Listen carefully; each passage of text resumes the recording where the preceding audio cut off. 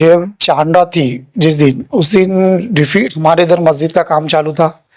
तो उसमें कुछ लड़के आए, रिफ्यूज एरिया की चाबी मांगे। तो मैं और मेरी पूरी फैमिली उस वक्त खाना खा रहे थे तरावी की नमाज के बाद।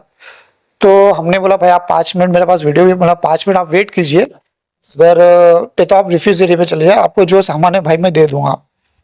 तो ये लोग कुछ बोले नहीं, वहां से निकल गए। फिर मैं वेट किया, मैं नीचे चला गया लोग के पीछे पीछे, क्योंकि ये लोग आए थे फैन लेने के लिए।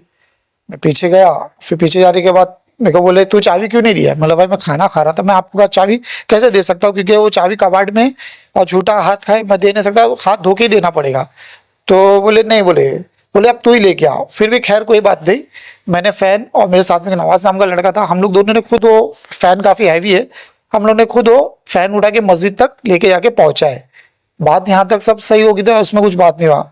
फिर दूसरे दिन मैं इफ्तारी करने के, रोज़ा रख के मैं इफ्तारी करने के आया, नमाज पढ़ा।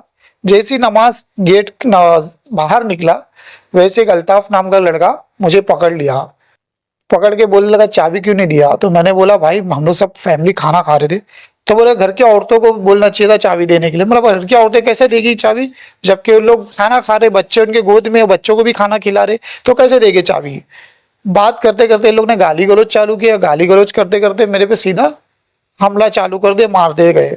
अब मैं उस वक्त इतना कंफ्यूज था, क्योंकि भाई एक लोग नहीं थे, काफी लोग मुझे पकड़ के, ये लोग ग्रुप प्लान करके रखे हुए थे। ये लोग का पहला इंसिडेंट नहीं है, इन लोग ने इससे पहले भी लिफ्ट में कैमरे वगैरह तोड़े, कोई औरत घर में अकेली है, नशा करके उसके घर में घुस गए और तलवार, बात बात पे तलवार निकालते ये लोग मारने, लोग के काफी सारे केस है। समझ में नहीं आता इनके ऊपर कार्रवाई क्यों नहीं होती है आखिर। अस्सलाम वालेकुम हबीबी, नदीम मेमन फ्रॉम द अलमाक रिलेटेड। जिस प्रोजेक्ट के रिगार्डिंग मैं आपको इन्फॉर्मेशन देने वाला हूँ, ये मुमरा और कोसा का इनफैक्ट थाना का one of the best project है। हबीबी 23-24 एकर्स के लैंड में जो प्रॉपर्टी बिल्ड हो रही है, जो टाउनशिप प्रोजेक्ट बन रहा है, वो सिर्फ बोलने के लिए नहीं, एक्चुअली आई थिंक यहाँ पर अगर आप देखोगे ना तो माशाल्लाह 20%, मोर देन 20% वर्क कंप्लीट हो चुका है।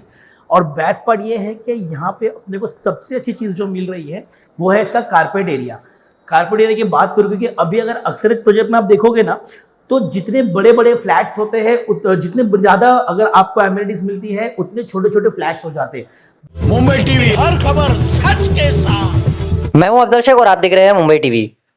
कुर्ला कुरैश नगर का एसआरए बिल्डिंग नंबर 2, जहां पर 2 फरवरी के दिन रमजान का पहला दिन और एक खूनी वारदात होती है, जिस वारदात में शोएब शेख जो नमाज पढ़ने के लिए पहला रोज़ा को रख कर अफ्तारी करके जाते हैं, और नमाज पढ़ने के बाद जब वो लौटते, मतलब उसी दरमियान जो रास्ता है, उसी बिल्डिंग नंबर पर 2 नंबर के आसपास ये पूरी वारदात होती है, जिसमें शोएब शेख को बुरी तरीके से कुछ अज्ञात जो पुराने विवाद को लेकर इन्हें पकड़ते हैं और इनके साथ मारपीट करते हैं। जिस मामले को लेकर भारतीय न्याय संहिता के तहत चूनाभट्टी पुलिस स्टेशन में मामला भी दर्ज किया जाता है, लेकिन यह आरोपी फिलहाल क्या स्टेटस है या किस तरीके से उनकी गिरफ्तारी हुई या उनको सबक सिखाया नहीं पुलिस ने, इस तमाम सवालात को लेकर शोएब हमारे साथ मौजूद है, क्योंकि सिर्फ एक FIR करके ये तमाम खानापुरी को पुलिस ने जो है किया है। शोएब, जिस तरीके से 2 फरवरी के दिन रमजान का पहला दिन और अफ्तारी करके आप नमाज जा रहे थे, उस दरमियान वारदात हुई, क्या मामला था और क्या मारपीट हुई?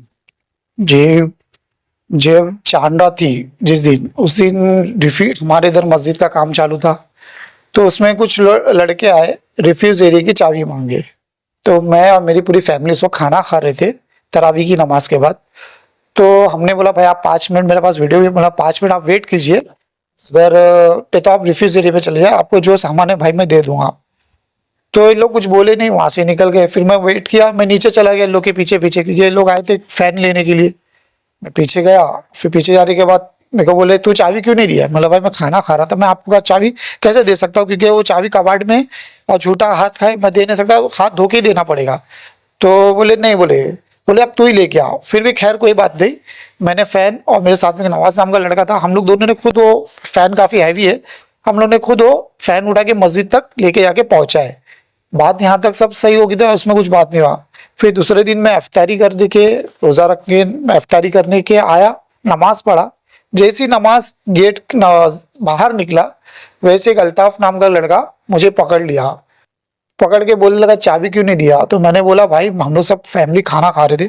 तो बोले घर की औरतों को बोलना चाहिए था चाबी देने के लिए। मतलब घर की औरतें कैसे देगी चाबी, जबकि वो लोग खाना खा रहे, बच्चे उनके गोद में, बच्चों को भी खाना खिला रहे, तो कैसे देंगे चाबी। बात करते करते इन लोग ने गाली गलौज चालू किया, गाली गलौज करते करते मेरे पे सीधा हमला चालू कर दे, मार दे गए। अब मैं उस वक्त इतना कंफ्यूज था कि भाई एक लोग नहीं थे, काफी लोग मुझे पकड़ के, ये लोग ग्रुप प्लान करके रखे हुए थे। एक का नाम साहिल, एक का नाम इरफान और एक का नाम रेहान और दूसरा चौथा है अल्ताफ।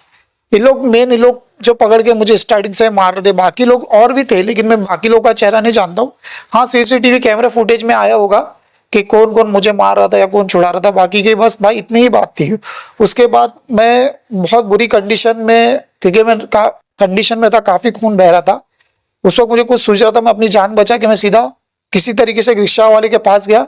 उसको बोला भाई तू मुझे किसी भी हाल में चौकी तक पहुंचा, मेरी जान को था। तो रिक्शा वाले ने मुझे चौकी पे बचाया और मेरी इस वक्त इतनी कंडीशन उस वक्त खराब थी कि मैं सीढ़ी तक भी नहीं चढ़ पा रहा था बराबर से। तो पुलिस वाले ने खुद मुझे, जो चुना भट्टी, मेरी कंडीशन देख के मुझे साइन हॉस्पिटल लेके गया। और साइन हॉस्पिटल लेके आने से पहले मेरे जेब में, चूंकि मैं बात करने की इस कंडीशन में नहीं था, मेरे जेब से ड्राइविंग लाइसेंस निकाल के मेरे घर वालों को कांटेक्ट किया। कांटेक्ट करके मेरे घर वालों को बुलाया। साथ में मेरी वालदा थी, मेरी वालदा और पुलिस वाले, ये लोग पुलिस की वैन में मुझे साइन हॉस्पिटल लेके चले गए।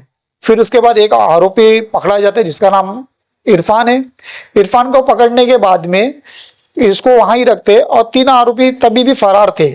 आज मंगलवार के दिन, कल रात, सोमवार की रात में ये लोग वापस घर पे आए। एक आरोपी आ गया और जो 3 आरोपी था उसको पकड़े भी नहीं गए। और ये लोग बोलते हैं कि पुलिस वाले के लोगों को बोले कोर्ट से बेल मिल गई। ये चीज मेरे समझ में नहीं आ रही है भाई। और ऐसा है कि ये लोग का पहला इंसिडेंट नहीं है। इन लोग ने इससे पहले भी लिफ्ट में कैमरे वगैरह तोड़े। कोई औरत घर में अकेली है, नशा करके उसके घर में घुस गए और तलवार, बात बात पे तलवार निकालते लोग मारे। लोग के काफी सारे केस है, समझ में नहीं आता इनके ऊपर कार्रवाई क्यों नहीं होती है आखिर। तो ये तमाम मामलात को लेकर इसी जोन के जो डीसीपी है नवनाथ डवले, वो लगातार इन अपराधियों पर लगाम लगाते हैं ताकि कुर्ला कसाईवाड़ा में अपराध रुके। उनसे क्या अपील रहेगी? जी सर जी से मेरी यही अपील रहेगी कि सर जी प्लीज क्राइम को रोकिए। क्योंकि देखो मेरी जान जाते जाते बच चुकी है। मेरे माँ बाप की शायद दुआ थी मुझ पे, मेरे छोटे बच्चे भी है। अगर ये किसी और के साथ होता तो क्या होता। तो ये जो तमाम लोगों ने आप पर हमला किया, ये सब मुसलमान ही थे? ये मुसलमान तो है भाई, लेकिन नाम के मुसलमान है। इनको मुसलमान के अहकाम क्या मालूम नहीं है। और इनको सिर्फ नशा, चरस, और ये नहीं सोचते कि एक मुसलमान नमाज पढ़ के मस्जिद से बाहर आया है तो उसको बातचीत करने के बजाय ये लोग डायरेक्ट हाथ उठाना चाहते। इनके परिवार के लोग कहाँ हैं, या इनके परिवार ने आपसे संपर्क किया? इनके परिवार इनको खुद ये सब क्राइम करने के लिए सपोर्ट करता है। और इनके एक केस नहीं है, चीता कैंप से लेकर, चीता कैंप ट्रॉम्बे चौकी से लेकर इनके इतने केसेस है जिसकी कोई हद नहीं है। और इनको पीछे से कोई बैकग्राउंड का पॉलिटिकल सपोर्ट भी होता है क्या, जिसकी वजह से लोग घड़ी घड़ी बाहर आ जाते हैं, लोगों को जामीन मिल जाती है। इन लोग की एक केस नहीं है, इन लोगों के कई सारे केस है। और इनका खुद का एक भाई है नियाज, उसके ऊपर कई डजनों केस है। लेकिन वैसे आरोपी क्यों बाहर निकल के घूमते हैं? और ये कब तक ये ऐसा चलता रहेगा भाई मामला? क्या जो है आपको इसके बाद जो है डर बना हुआ है? फिलहाल आपने ऑन कैमरा है, अभी फिलहाल कितना आपको खतरा है? जी भाई खतरा तो मुझे अब भी है, क्योंकि जिम्मेदार किसको ठहराएंगे? मैं इसका जिम्मेदार यहाँ के जो नियाज नाम का एक लड़का है, वो उसकी काफी शय, क्योंकि वो अपने आप को बहुत बड़ा भाई समझता है, शाना समझता है। और वो समझता है कि मैं कुछ भी करूंगा तो मैं छुट के बाहर आ जाऊंगा, या मेरे भाई लोग, मेरे भांजे लोग कुछ भी करेंगे, या मेरा बेटा भी कुछ करेगा तो छुट के बाहर आएगा। इन लोग की एक होप है इन लोग के ऊपर कि भाई हम कुछ भी क्राइम करें तो हम बाहर निकल सकते हैं बिंदास।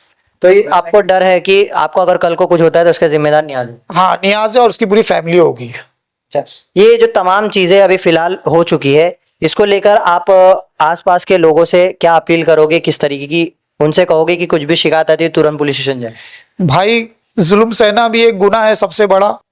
जुल्म सहना नहीं है आप लोगों को। अगर आपके साथ अगर हो रहा है, आपकी माँ बहनों के साथ कुछ गलत हो रहा है, ये नशेड़ी लोग ऐसा कुछ काम कर रहे, तो प्लीज आवाज उठाइए, पुलिस के पास जाइए, कोर्ट जाइए। लेकिन क्राइम को बढ़ावा देना ये सबसे बड़ा गुनाह है। आप क्या करते हैं?